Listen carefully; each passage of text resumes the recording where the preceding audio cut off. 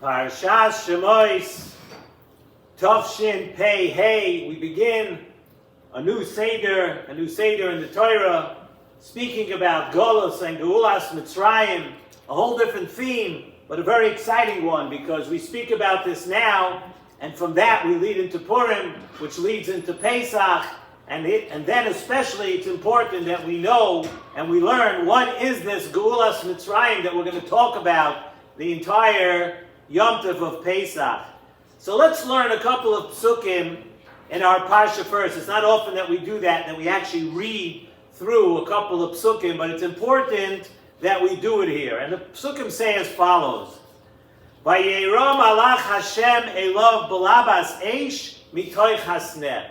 You're all familiar with Kadosh Baruch Hu wants to send Moshe Rabbeinu to Mitzrayim, and he wants to send him there to break the news to Klal Yisrael that the Shibud Mitzrayim is going to be over, and HaKadosh Baruch Hu is going to keep his promise to Avraham Avinu that Klal Yisrael is going to get out of Mitzrayim, and that we're going to leave Mitzrayim, and we are going to become the Am HaNivchar, we're going to be Makabel the Torah, we're going to go to Eretz Yisrael, all these things. And now Hashem wants to send Moshe Rabbeinu on this shlichus. He wants to send Moshe Rabbeinu to tell Klal Yisrael. And Hashem appears to Moshe Rabbeinu when Hashem wants to speak to Moshe Rabbeinu, he speaks to him from a sneh, from a thorn bush. And we all know what happened there. Hashem appears to Moshe from the sneh. Vayar v'hinei hasneh boyer bo'esh. Moshe Rabbeinu sees that the thorn bush, the sneh, is burning with fire. V'hasneh einenu ukol. Wonder of all wonders. And you know, everybody today is already schooled in how fires work. Anybody who's following the news today knows what's going on in California. That if there's any brush, if there's anything dry, fire consumes it at a tremendous pace. And here, there's a fire in the thorn bush, which technically should burn up like this, like nothing. The sneh is not being consumed. Moshe says, Asura na v'yeres hamareh hagadol hazeh madua lo yivar hasneh. Why is this thorn bush not being burned up? It's unbelievable. So Vayar Hashem kisor liroitz vayikro elav Hashem mitoich hasneh. Hashem calls out to Moshe Rabbeinu from the sneh, and then the psukim continue. Vayomer al tikrav haloim. Don't approach this area. Shal ni'alecha me'al raglecha. Take your shoes off your feet. Why? Ki hamakoyim asher atoi made olav. This place that you are standing, Moshe Rabbeinu, admas koideshu. This is a holy place. Really fascinating psukim that we just learned together. So it must be, there's such an amazing thing going on here, that if Hashem is going through all of this, and he's showing this great sign to Moshe Rabbeinu before he goes for his shlichus to talk to Klal Yisrael, to go to Mitzrayim and inform them about Geulas Mitzrayim. Such an awesome vision over here. So lying within this must be the keys and the secrets to the shlichus that Moshe Rabbeinu is about to do. So Nesivos Shalom brings up this point, and Nesivos Shalom says over from Svarim HaKadoshim about the pasuk in Chumash Devarim. The pasuk says, and we're all familiar with this from Pesach, Ki v'chipazoin yotzasa me'eretz Mitzrayim. That Klal Yisrael, when it came time to leave Mitzrayim, not only did we leave Mitzrayim, but we had to leave that second. We had to leave in a hurry. We had to leave in a real rush. They needed to leave right away. Why?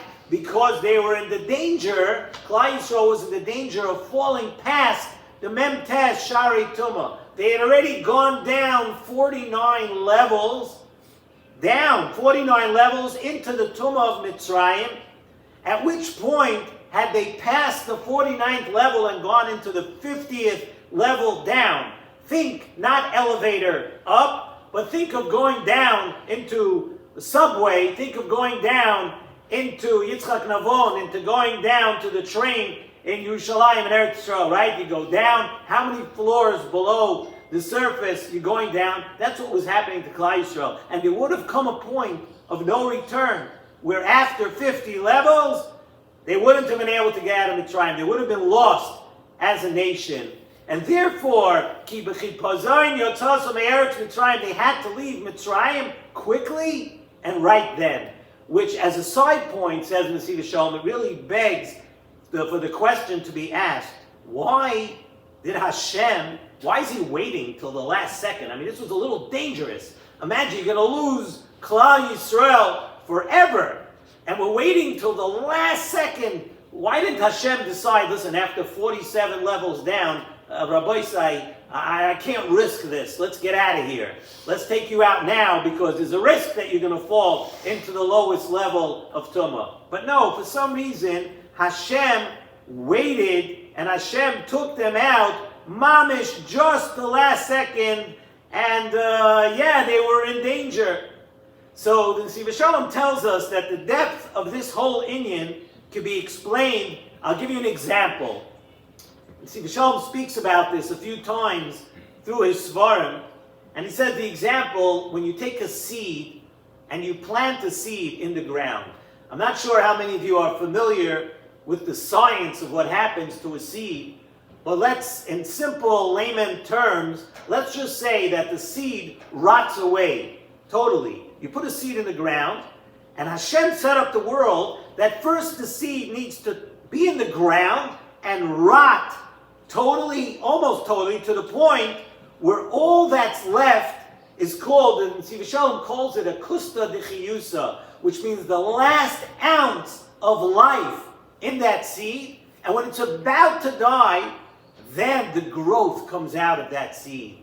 The seed puts forth, and whatever grows, vegetation, flowers, whatever it is, now can grow. It's from that last bit of life in the seed. Because if they watch, and today they're able to watch and see on a molecular level what's happening to the seed, and it's almost totally rotten. At the last second, it comes to life, it sprouts, and it grows. So listen to exactly what we're saying. That new growth, Hashem set up the world, that new growth can only happen, really, when it's preceded by an almost total loss of power and viability. It's almost gone. And until the old has not rotted, the new cannot sprout. And sometimes in life, we call it, sometimes you hear people saying that until you hit rock bottom, sometimes a person is in free fall, tough, avodas Hashem, whatever it is, and they feel lost and they're going downhill. And sometimes there is something to that term that until you just about hit rock bottom, you're not going to have that bounce. You're not going to be able to come totally, you're not going to be able to come back up. And so there's that small defined moment. It's rotting, it's going away. But if it passes that last point, then the game is over. Then it's out. So that small point before being totally lost, that sends forth the future growth of what's rotting away over here, of what's going on. Everything is gone except what the Nesivos Shalom calls the kusta d'chiyusa, the last breath of life, the last ounce of strength that this has. And that was Klal Yisrael in Mitzrayim. They were down 49 levels. They were down to Memtes Sharei Tumah. But just before they would fall into the 50th level, we asked, why couldn't Hashem take them out earlier? This was getting a little touch and go here. It was getting a little risky. But Hashem was taking them out just at that time. Because at that time, when you think that all hope is lost, and you think that it might be over, and you think that you're not good enough, or whatever might be going on in your life at that moment, Klal Yisrael could have felt very not good about themselves. But just when it was about to be over, Hashem said, now, just dafka at that point, you're ready for redemption. You're ready for Geula. Now you're ready to grow. So Hashem was showing Moshe Rabbeinu this great sight of the sneh burning up, but not being consumed. And there was a reason for that. to show Moshe Rabbeinu that there may be koiches hatuma that are trying to consume Klal Yisrael in Mitzrayim.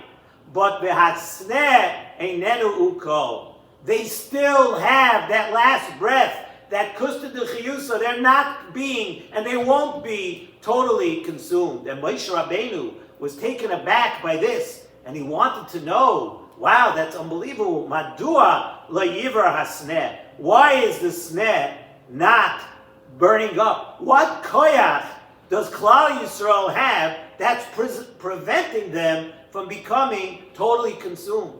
So Chazal give us an answer to that amazing question. Chazal tell us that Bnei Yisrael had one thing left. They may have been in 49 levels down in Tumah, but they had the schus of Emunah.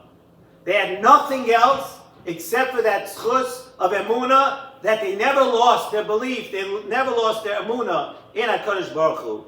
And we have to know this, that even when a Jew is down and out, and we're struggling mightily with Yiddishkeit, we struggle with different things in our lives, there's always that kusta d'chiyusa of Emunah.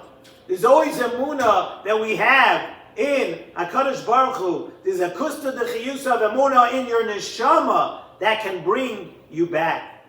So when Moshe Rabbeinu asked in our parsha, when Hashem sent Moshe Rabbeinu said, but how can I go? V'heim lo ya'aminu li. Klal Yisrael, they're not going to believe me. Says in Nesivos Shalom, Moshe Rabbeinu was saying the key words. Moshe Rabbeinu was afraid that they may have lost, that somehow they dropped everything and they don't have emunah anymore. Ve'heim loy, underline ya'aminu li. They may not believe me. They may not have emunah anymore. Maybe that emunah is gone. So Hashem showed Moshe Rabbeinu, let me show you this. The sneh is burning. A lot might be gone, but it will not burn totally. Hasneh einenu ukol. And Hashem told Moshe Rabbeinu something very important. And he said at the end, the last psukim that we read, Shal ne'olecha me'al raglecha. Take the shoes off your feet.